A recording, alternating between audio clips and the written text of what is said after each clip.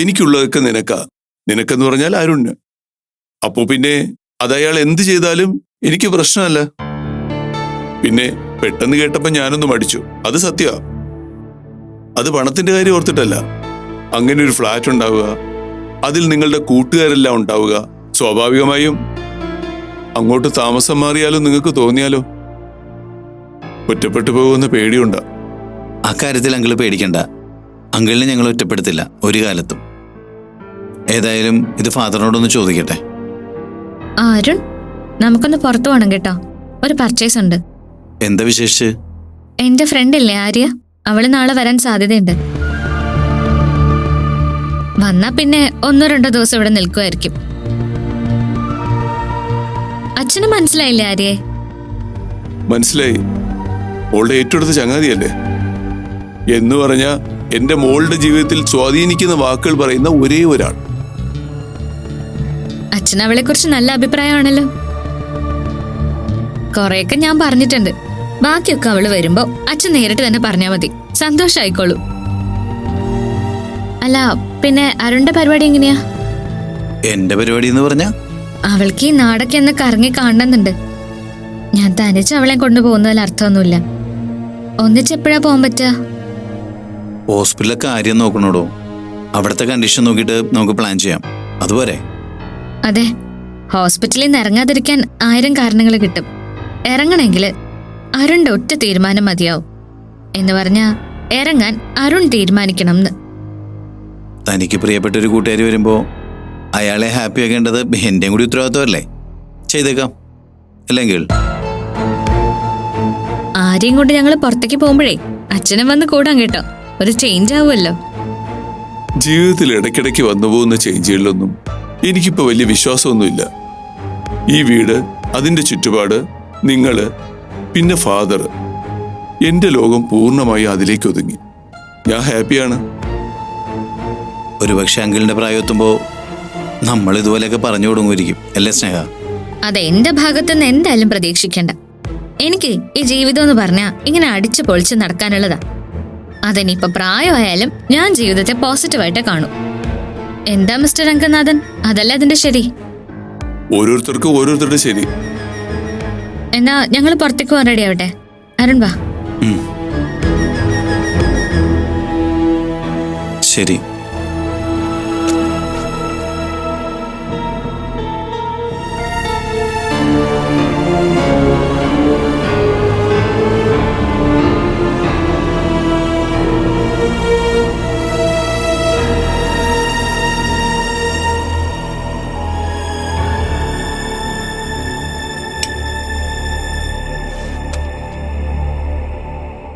ആ തീരുമാനം എന്തായാലും നന്നായി മോളെ. അന്തരീക്ഷമൊക്കെ മാറുന്നത് യാമി മോൾക്കും നന്നായിരിക്കുമെന്നായി എനിക്ക് തോന്നുന്നത്. പിന്നെ അവിടെ ഗംഗാധരനുണ്ടല്ലോ, അയാളുടെ രീതികളും നാട്ടിൻപുറത്തെ എന്നും കെടാത്ത നന്മകളും ഒക്കെ ആ കുട്ടിയൊന്ന് കാണട്ടെ.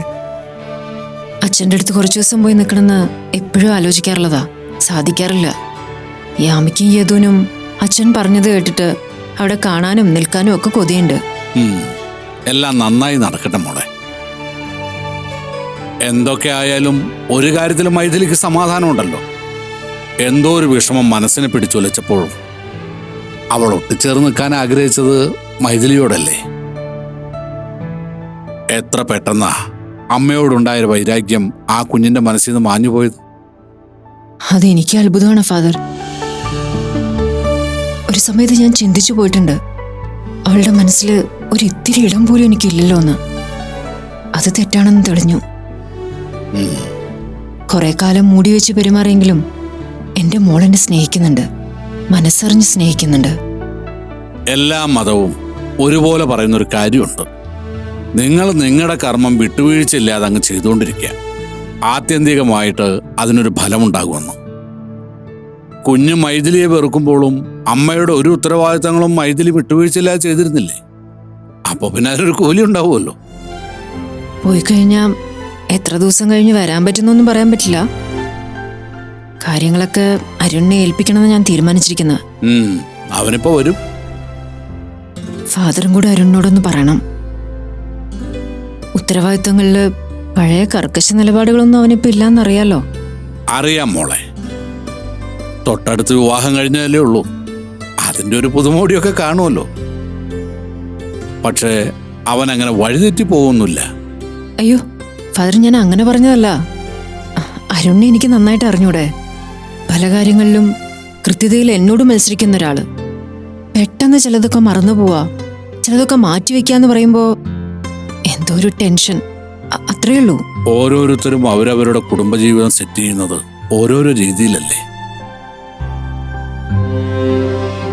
ആദ്യം ചില തർക്കങ്ങളൊക്കെ ഉണ്ടായിരുന്നെങ്കിലും സ്നേഹം ഇപ്പൊ അവനോട് കാണിക്കുന്നത് ഒരു വല്ലാത്ത അടുപ്പാ. സ്വാഭാവികമായും അവളെ സന്തോഷിപ്പിക്കാൻ വേണ്ടി അരുണും ചില വിട്ടുവീഴ്ചകളൊക്കെ ചെയ്യുന്നുണ്ടാവും. ഭാര്യ ഭർത്തൃബന്ധത്തിലെ വിട്ടുവീഴ്ചകളൊക്കെ എനിക്ക് നന്നായിട്ട് അറിയാം. ഞാൻ ആ പരീക്ഷ എഴുതി തോറ്റുപോയ ഒരാളാണല്ലോ. അല്ല, സാരംഗിന്റെ അവസ്ഥ ഇപ്പൊ എങ്ങനാ? ആ കാര്യം നമുക്ക് ചർച്ചയ്ക്കെടുക്കണ്ട ഫാദർ. മുമ്പ് സാരംഗ് എൻ്റെ അടുത്ത് നിന്ന് ഒരുപാട് ദൂരെയായിരുന്നു. ഇപ്പോ എൻ്റെ അടുത്ത് നിന്ന് മാത്രമല്ല, ഞങ്ങൾ എല്ലാവരുടെ അടുത്തുനിന്നും. സിറ്റിയില് ഒരുപാട് മണിമാളികകൾ സാരംഗ് കെട്ടിപ്പോക്കുന്നുണ്ട്. ചിലത് സാരംഗിന്റെ മനസ്സിലും. ഞാൻ അതിനൊന്നും ഒരു തടസ്സാവില്ല. അദ്ദേഹം സന്തോഷിക്കട്ടെ. വേണ്ടപ്പെട്ടവരുടെ സന്തോഷത്തിന് വഴിമാറി കൊടുക്കുന്നതും ജീവിതത്തിന്റെ നല്ലൊരു ഭാഗമല്ലേ.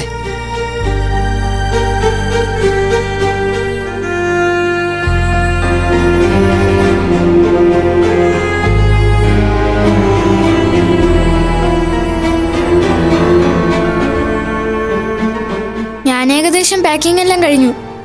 ചേച്ചിക്ക് എന്തെങ്കിലും ബുക്സ് എടുത്തു വെക്കണോ? വേണ്ട, അവിടെ ചെന്നാൽ ബോറടിക്കുകയൊന്നുമില്ല. കാണാൻ ഒരുപാട് കാഴ്ചകളുണ്ട്. അപ്പൂപ്പൻ്റെ കൂടെ എവിടെ വേണമെങ്കിലും പോവാം. എങ്കിലേ രാത്രിയോ മറ്റോ ബോറടിച്ചാ ഞാൻ 2 ബുക്സ് എടുത്തു വെക്കാം. വേണ്ടടാ, ഡ്രസ്സൊക്കെ അമ്മ വന്നിട്ട് പാക്ക് ചെയ്യാം. ചേച്ചിയുടെ ഫോൺ എന്തിയേ? അത് അവിടെ എവിടെയെങ്കിലും ഉണ്ടാവും. അങ്ങനെ പറഞ്ഞാൽ പറ്റില്ല, നോക്കിയെടുക്ക്. അത്യാവശ്യമുള്ള കാര്യമല്ലേ? ഒരു അത്യാവശ്യമില്ല. അതിപ്പോ എവിടെ ഇരിക്കുന്നോ അവിടെ ഇരിക്കട്ടെ. ഞാൻ നോക്കട്ടെ. ഡാ, നിന്നോട് പറഞ്ഞ കേട്ടില്ലേ, എടുക്കണ്ടെന്ന് പറഞ്ഞാ എടുക്കണ്ട. ഈ ദേഷ്യം കൊണ്ടാണ് അപ്പൂവിൻ്റെ അടുത്ത് പോകുന്നത്. അപ്പൂവിന് വിഷമാവും കേട്ടോ. അപ്പൂവിന് നമ്മളെയൊക്കെ ഭയങ്കര ഇഷ്ടമല്ലേ. അപ്പൊ നമ്മൾ എന്നാ അപ്പൂവിനോട് സ്നേഹമായിട്ട് പെരുമാറണ്ടേ? ഞാൻ എനിക്ക് തോന്നുന്ന പോലെ പെരുമാറും. കഷ്ടോ കേട്ടോ. ആ കുഴപ്പമില്ല, ഇവിടെ നിന്ന് അങ്ങോട്ട് ചെല്ലുമ്പോൾ ചേച്ചി മാറിക്കോളും. ചേച്ചി ഇപ്പൊ ഇരിക്കുന്ന പോലെ മുറി തന്നെ ഇരിക്കില്ല. നന്നായിട്ട് സംസാരിക്കും, ഓടി നടക്കും, അതൊക്കെ ഉണ്ടാവും. നീ എല്ലായിടത്തും വെച്ചു കഴിഞ്ഞോ? എന്തേ? ഇനി എന്തെങ്കിലും എടുത്തു വെക്കാണ്ടെങ്കിൽ പോയിക്കോ. കുറച്ചേരം ഞാനിവിടെ തനിച്ചിരിക്കട്ടെ. ഇന്നുകൂടി ഇങ്ങനെ ഭൂതത്താനെ പോലെ ഇരിക്കാനാണോ? അവിടെ ചെന്നാൽ ഞാൻ സമ്മതിച്ചിട്ട് വേണ്ടേ? എനിക്കെന്നെ കുറച്ച് സാധനങ്ങൾ എടുത്തു വെക്കാനുണ്ട്, അതെടുത്തിട്ട് വരാം.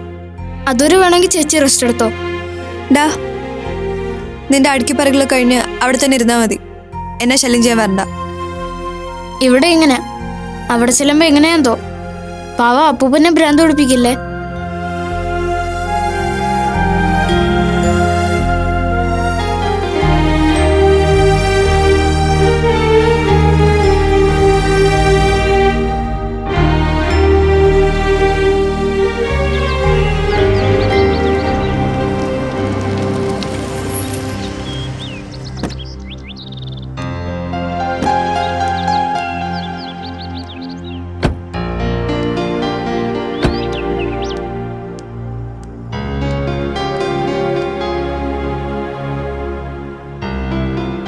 Good morning ma'am. ആ മോർണിംഗ്. അരുൺ ഇരിക്കെ. അരുൺ, ഞാൻ വളരെ സീരിയസ് ആയ ഒരു കാര്യം സംസാരിക്കാൻ അരുണിനെ വിളിപ്പിച്ചത്. ഞാൻ കൂടെ ഉള്ളതുകൊണ്ട് സീരിയസ് ആയ കാര്യം പറയില്ല എന്നുണ്ടോ? അങ്ങനെയൊന്നും ചിന്തിക്കാവുന്ന ഒരു മാനസികാവസ്ഥയിലല്ല സ്നേഹ ഞാൻ. ഇനിയിപ്പോ നല്ല മാനസികാവസ്ഥയിലാണെങ്കിൽ തന്നെ എന്തിനാ അങ്ങനെയൊക്കെ ചിന്തിക്കുന്നത്? അരുൺ, ഞാൻ നാളെ രാവിലെ അച്ഛൻ്റെ നാട്ടിലേക്ക് പോവാ. യാമി യദു എൻ്റെ ഒപ്പം ഉണ്ടാവും. അവൾക്കൊരു ചേഞ്ച് ആവശ്യമുണ്ടെന്നാണ് ഡോക്ടർ പറഞ്ഞത്. അതുകൊണ്ടാ. ആയിക്കോട്ടെ മാം. ഞാൻ ഇവിടെ ആയിരിക്കുമ്പോൾ ഹോസ്പിറ്റലിലെ കാര്യങ്ങളിൽ അത്യാവശ്യ ഇടപെടലൊക്കെ എന്നെ കൊണ്ട് പറ്റും. ഇതിപ്പോ കുറച്ച് ദൂരെയല്ലേ, പെട്ടെന്ന് ഓടി വരാൻ പറ്റില്ല. അതുകൊണ്ട് ഡിപ്പാർട്ട്മെന്റിന്റെ മുഴുവൻ ചാർജും അരുണിനായിരിക്കും. ഞാൻ നോക്കിക്കോളാം മാം. പിന്നെ നീ വെറുതെ അങ്ങ് ചുമതല ഏറ്റെടുത്താൽ പോരാ. മൈഥിലി ഇവിടെ ഉണ്ടാവുമ്പോൾ കാര്യങ്ങൾ എത്ര കൃത്യമാണോ അതുപോലെ ചെയ്തു തീർക്കാൻ പറ്റണം. എല്ലാരും ആര്യ വരുമ്പോ നമ്മുടെ പ്രോഗ്രാംസ് മൊത്തം മുടങ്ങുമല്ലോ. എൻ്റെ ഒരു ഫ്രണ്ട് വരുന്നുണ്ട്, ആര്യ.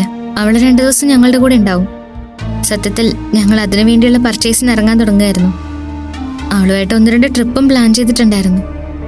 ദിനോക്കെ അരുണിന് ബിസി ഷെഡ്യൂൾ ആണെങ്കിൽ ഞാൻ ഡോക്ടർ ചിദംബരത്തിനോട് സംസാരിച്ചോളാം.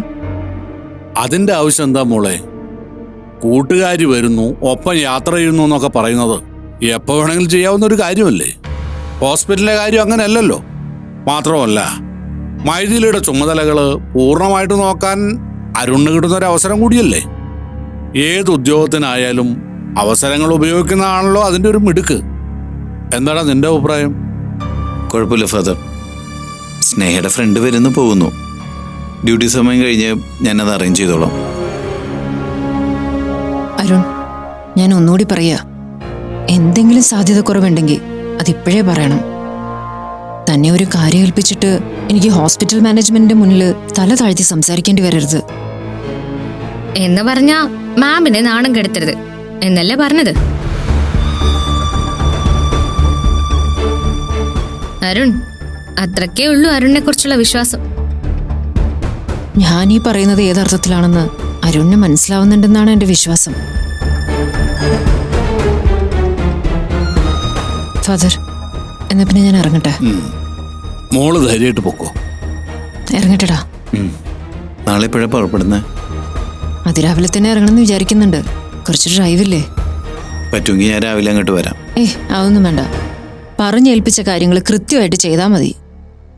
പോട്ടെ സ്നേഹ, ഞാൻ എന്തെങ്കിലും പറഞ്ഞു പോയത് മനസ്സിൽ തട്ടിയിട്ടുണ്ടെങ്കിൽ അതങ്ങ് മാച്ചു കളഞ്ഞേക്ക് കേട്ടോ.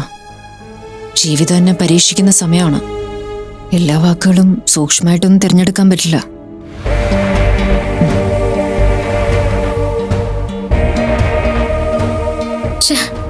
എന്താ അരുൺ ഇത്? ആകെ കൊള്ളാമല്ലോ. ഡ്യൂട്ടി നോക്കണ്ടേടോ. എന്നാ പിന്നെ ഞാൻ ആര്യെ വിളിച്ചിട്ട് വേറൊരു ദിവസം വരാൻ പറയാം. എങ്കിൽ പിന്നെ അതാ നല്ലത്. നിങ്ങൾക്ക് 2 പേർക്ക് ഒഴിവുള്ളൊരു ദിവസം നോക്കി ആ കുട്ടിയോട് വരാൻ പറ. അപ്പൊ പിന്നെ കുറച്ചു ദിവസം നിങ്ങൾക്ക് അവളെ കൂടെ ചെലവഴിക്കാനും പറ്റുമല്ലോ.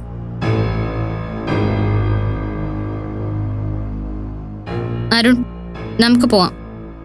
സാധനങ്ങൾ വാങ്ങിക്കാനുണ്ടല്ലോ. ചിലരുടെയൊക്കെ ഉപദേശം കേട്ടിട്ട് ആര്യോട് ഇനി മാറ്റി പറയാൻ എനിക്ക് വയ്യ.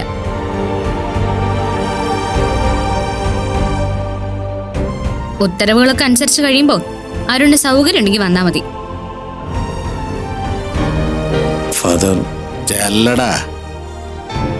അധികം സംസാരിക്കുന്ന നാവുകൾക്കാ നമ്മൾ ആദ്യം ആശ്വാസം കൊടുക്കേണ്ടത്. ചെല്ല്.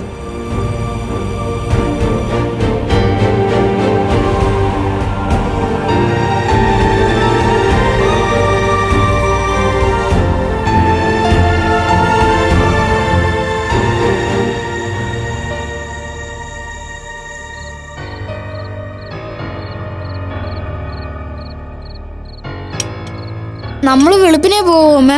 വെളുപ്പിനല്ല, നേരം നന്നായി വെളുത്തിട്ട് പോയാൽ മതി. എന്തിനാ? വെളുപ്പിനെ ഡ്രൈവ് ചെയ്യണമെങ്കിൽ പെട്ടെന്ന് എത്തില്ലേ? ട്രാഫിക്കും കുറവല്ലേ? അതൊക്കെ ശരിയാ.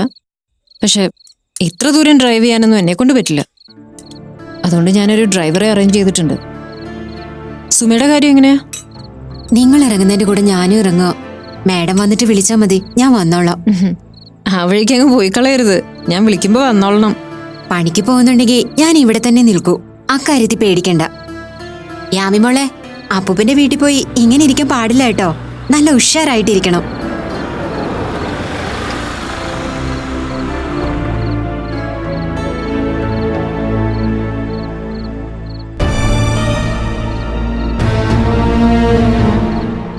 മൈഥിലി, എനിക്ക് സീരിയസ് ആയിട്ട് ഒരു കാര്യം സംസാരിക്കാനുണ്ട്.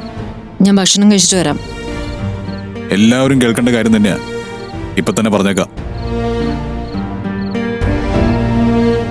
4-5 ദിവസത്തിനുള്ളിൽ കൃത്യമായൊരു ഡേറ്റ് അവർ പറഞ്ഞിട്ടില്ല.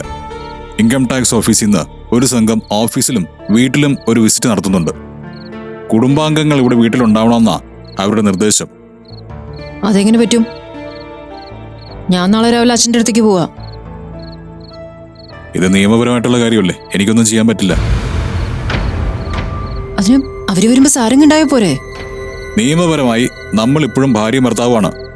അതുകൊണ്ട് എല്ലാവരും ഉണ്ടായേ പറ്റൂ. അപ്പൂപ്പൻ ഞങ്ങളെ കാത്തിരിക്കും. നിനക്കറിയാത്ത കാര്യത്തിൽ ഇടപെടരുത്. മൈഥിലിക്ക് കാര്യങ്ങളുടെ സീരിയസ്നെസ് മനസ്സിലാവുന്നുണ്ടല്ലോ. ഇല്ല. സാരംഗ് എന്ന ബിസിനസ്മാന്റെ കാര്യങ്ങൾ അന്വേഷിക്കാൻ വരുമ്പോ ഞങ്ങൾ ഇവിടെ ഉണ്ടാവണമെന്ന് പറഞ്ഞതിന്റെ അർത്ഥം മനസ്സിലായില്ല. ഒരു കാര്യം ചെയ്യാം, തീരുമാനിച്ചതുപോലെ നാളെ രാവിലെ ഞങ്ങൾ ഇവിടുന്ന് പോവും. അവര് വരുന്ന ദിവസം അറിയിച്ചാൽ മതി. ഞാൻ മക്കളെയും കൂടി ഇങ്ങോട്ട് വരാം. 4-5 ദിവസം യാത്ര മാറ്റി വെച്ച എന്താ കുഴപ്പം? എന്നെ ഒരു അപകടത്തിൽ ചാടിച്ചിട്ട് തന്നെ യാത്ര വേണമെന്ന് നിർബന്ധമുണ്ടോ? സാരംഗിനെ അപകടത്തിൽപ്പെടുത്തോ? ഞങ്ങളോ? അത് കൊള്ളാലോ. ഞാനെന്തായാലും നാളെ പോവും. നടക്കില്ല. അങ്ങനെ പോയാൽ സാമ്പത്തികമായ പല കാര്യങ്ങൾക്കും പിന്നീട് ഉത്തരം പറയേണ്ടി വരും. താൻ മാത്രമല്ല, തന്റെ മക്കൾ പോലും പറയേണ്ടി വരും. അതിനിടയാക്കണ്ട. നാളെ യാത്രയില്ല.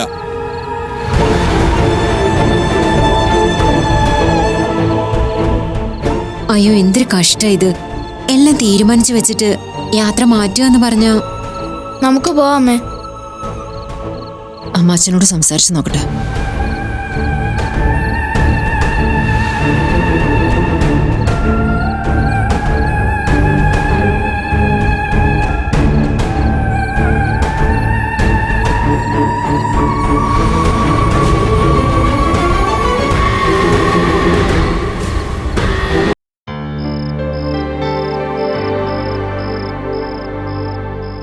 ആ ശരി, ഞാനും ചോദിക്കട്ടെ.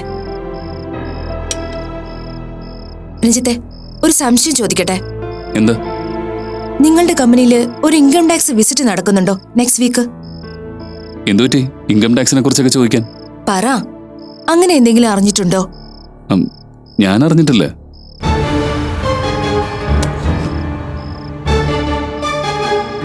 സാരംഗിന്റെ ഓഫീസിലും വീട്ടിലും അറ്റ് എ ടൈം ഒരു ഇൻകം ടാക്സ് വിസിറ്റ് നടക്കുന്നു. മൈഥിലിയും പിള്ളേരും വീട്ടിൽ തന്നെ ഉണ്ടായിരിക്കണമെന്ന് സാരംഗ് പറഞ്ഞിരിക്കുന്നു. എനിക്കറിയില്ലടോ. അപ്പൊ മൈഥിലിയുടെ സംശയം സത്യം തന്നെ. സാരംഗിന് മൈഥിലിയുടെ യാത്ര മുടക്കണം. അതുകൊണ്ട് പറഞ്ഞ കള്ളം തന്നെയാ. എടോ, താൻ ഈ പറഞ്ഞ കാര്യം എന്റെ മേശപ്പുറത്തോ മെയിലിലോ വന്നിട്ടില്ല. അതുകൊണ്ട് അതില്ലാത്തതാണെന്ന് പൂർണ്ണമായിട്ട് ഉറപ്പിക്കണ്ട. ഈ പറഞ്ഞത് ഒരു കമ്പനി മാനേജർക്ക് അയാളുടെ ബോസിനെ കുറിച്ച് പറയാവുന്ന നല്ലൊരു മറുപടിയാ എന്ന് കരുതി ഞാനോ മൈഥിലിയെ വിശ്വസിക്കേണ്ട കാര്യമില്ലല്ലോ. എന്ത് കഷ്ടമാണ് രഞ്ജിത്ത്. യാമിമോളുടെ അവസ്ഥ ഇങ്ങനെ ആയതുകൊണ്ടല്ലേ പോവാൻ വേണ്ടി തീരുമാനിച്ചത്. അത് തടയാൻ വേണ്ടി ശ്രമിക്കുക എന്നൊക്കെ പറഞ്ഞ അതെത്ര മോശാ. അവരുടെ യാത്ര തടഞ്ഞതുകൊണ്ട് സാരംഗിന് എന്ത് നേട്ടം? യാത്ര എന്തിനാ? ആ കുഞ്ഞിന്റെ മനസ്സ് നേരെയാവാനല്ലേ. ആ കുഞ്ഞിന്റെ മനസ്സ് നേരെയായ ആരൊക്കെയാവും പ്രതിപട്ടികയിൽ നിൽക്കുക? സാരംഗും മായ മഹേശ്വരിയും. സോ അവളുടെ മനസ്സ് ഒരിക്കലും നേരെയാവാൻ പാടില്ല. അതിനുവേണ്ടി ശ്രമിക്കുന്ന ഒരച്ഛൻ കഷ്ടം തന്നെ. താനിപ്പോ എന്ത് ചെയ്യാൻ പോവാ? ഞാൻ മൈഥിലിയെ വിളിച്ചു പറയും. പിന്നെ മൈഥിലിയുടെ ഇഷ്ടം പോലെ ചെയ്യട്ടെ. എടോ, ഞാനിങ്ങനെ പറഞ്ഞു കൺഫേം ചെയ്തു എന്നൊന്നും പറയണ്ട കേട്ടോ.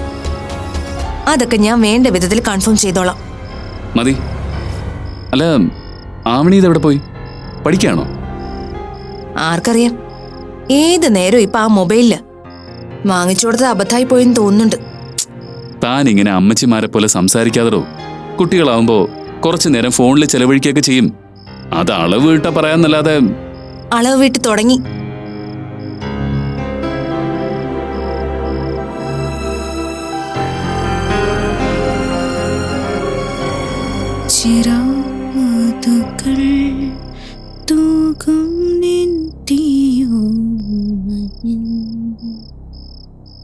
ആവണി, ആവണി, എത്ര നേരമായിട്ട് നിന്നെ വിളിക്കാൻ തുടങ്ങിയിട്ട്? ഞാൻ കേട്ടില്ല ചേച്ചി. ഇത് വച്ചോണ്ട്. എത്ര മണിക്കൂറായി നീ മൊബൈലിൽ കളിക്കാൻ തുടങ്ങിയിട്ട്? അയ്യോ, ഞാൻ കളിക്കുകയല്ല. 1-2 കാര്യങ്ങൾ നോക്കൂ. പഠിക്കാനുള്ള കാര്യങ്ങൾ നോക്കുമായിരുന്നു അല്ലേ? ഇതിപ്പോ ഏത് വീട്ടിലും കുട്ടികൾ പറയുന്ന ഒരു എക്സ്ക്യൂസ് ആയിട്ട് മാറിയിട്ടുണ്ട്. ഇത് ശരിയാണെന്ന് നിനക്ക് തോന്നുന്നുണ്ടോ? പഠിക്കാനില്ലേ നിനക്ക്? ഫുൾ ടൈം ഇതിൽ തന്നെ ഇരിക്കുകയാണെന്ന് പറഞ്ഞ? സോറി ചേച്ചി. അനാമിക, ഒന്നിങ്ങോട്ട് വന്നേ. ദേവണി, ഒരു കാര്യം ഞാൻ പറയാം. നിനക്കിവിടെ എന്തിന് സ്വാതന്ത്ര്യമുണ്ട് എന്ന് കരുതി ആ സ്വാതന്ത്ര്യം ദുരുപയോഗം ചെയ്യരുത്. എടോ തനിങ്ങി വന്നേ.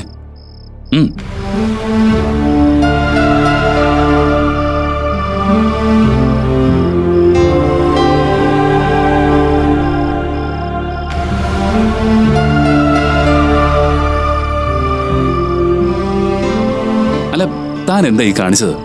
ഇപ്പൊ ചെന്ന് നോക്കുമ്പോഴും അവൾ അതിൽ തന്നെ ഇരിക്കുക. ഞാനൊരു കാര്യം തന്നോട് ചോദിക്കട്ടെ. ആദ്യമായിട്ട് ഇന്റർനെറ്റ് കണക്റ്റഡ് ആയ ഒരു മൊബൈല് തന്റെ കൈ കിട്ടുമ്പോ താൻ ഒരു ദിവസം എത്ര നേരം അതിൽ ചെലവഴിച്ചിട്ടുണ്ടാവും? പറ. എടോ ഇതിപ്പോ താനായാലും ഞാനായാലും ആദ്യമായിട്ട് ഫോൺ കൈ കിട്ടിയപ്പോ അതിൽ അളവിൽ കൂടുതൽ സമയം ചെലവഴിച്ചിട്ടുണ്ടാവും. കുറച്ചു ദിവസം കഴിയുമ്പോ നമ്മൾ സമയത്തെക്കുറിച്ച് ബോധവാന്മാരാവും. എത്ര സമയം വെറുതെ പോകുന്നു എന്ന് ചിന്തിക്കുകയും ചെയ്യും. എന്നിട്ട് നമ്മൾ തന്നെ അതിന് ടൈം സെറ്റ് ചെയ്യും. അവകത ഇപ്പൊ ഇത് കൈ കിട്ടിയിട്ടേ ഉള്ളൂ. അതിലെ കാഴ്ചകളൊക്കെ കാണുമ്പോ ഒരു ഭ്രമം തോന്നും. അവൾ എന്തായാലും പക്വതയില്ലാത്ത സ്കൂൾ കുട്ടിയൊന്നും അല്ലല്ലോ, MA-ക്കല്ലേ പഠിക്കുന്നത്. അതൊക്കെ അവള് സ്വയം നിയന്ത്രിച്ചോളും. എനിക്ക് തോന്നുന്നില്ല. ഇപ്പൊ ഈ കാലത്ത് അടച്ചിട്ട മുറികളിൽ മൊബൈലുമായി ഇരിക്കുന്ന ഒരു കുഞ്ഞിനെയും ആ വീട്ടിലെ മുതിർന്നവർക്ക് വലിയ വിശ്വാസമില്ല. പക്ഷെ കാലം ഇങ്ങനെയാ. ചില പൊരുത്തപ്പെടലുകൾ നമ്മുടെ ഭാഗത്തുനിന്നുണ്ടായേ പറ്റൂ. പക്ഷെ അവള് വന്നൊരു കണ്ടീഷൻ ഉണ്ടല്ലോ രഞ്ജിത്ത്. അതാണ് കുഴപ്പം. അവൾക്ക് ഇതിനൊക്കെ അർഹത ഉണ്ടോന്നാണോ താൻ ചിന്തിക്കുന്നത്? ഇന്നല്ല. വിട്ടുകളയടോ. ഇതിപ്പോ നമ്മൾ വാങ്ങിച്ചു കൊടുത്തില്ലെങ്കിലും കുറച്ച് ദിവസം കഴിയുമ്പോ അവളുടെ അമ്മയെ ബുദ്ധിമുട്ടിച്ച് അവളത് വാങ്ങും. ഇക്കാലത്ത് അത് ഏറ്റവും അത്യാവശ്യമുള്ളൊരു കാര്യമല്ലടോ. പോട്ടെ, വേണ്ടി വന്നാ നമുക്കിത് പിന്നീട് സംസാരിക്കാം. അമ്മായി കൊണ്ടുവന്ന് ഏൽപ്പിച്ച കുട്ടി ചീത്തയായി പോകുന്നുള്ള തന്റെ പേടിയാ പ്രശ്നം. അവളുടെ ഭാഗത്തുനിന്ന് ഒരു കുഴപ്പവും വരില്ലടോ. അവൾ നല്ല കുട്ടിയല്ലേ. താൻ ഈ ചിന്തയൊക്കെ മനസ്സിൽ നങ്കള.